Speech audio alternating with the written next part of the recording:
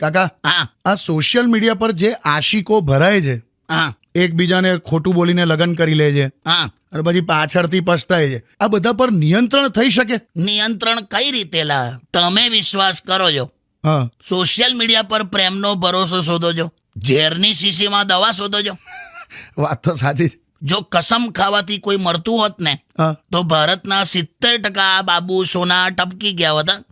બાબુ સાચે માસીનો જ કોલ હતો, તારા સમ. એટલે બધા એવા ના હોય, પણ પાત્રમાં ફેર હોય. સાચી વાત છે. ગાય ઘાસ ખાઈને દૂધ આપે, પણ સાપ દૂધ પીને પણ ઝેર આપે, એવું છે.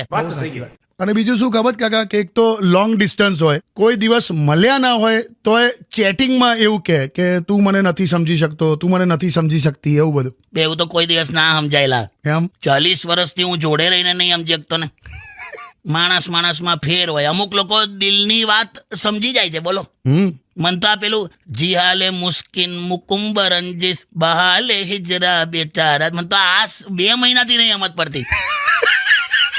એટલે ઠીક છે, હવે સોશિયલ મીડિયાનો ઉપયોગ સદુપયોગમાં રાખો, બીજું બધું રહેવા દો. વગાડ ગીત વગાડ.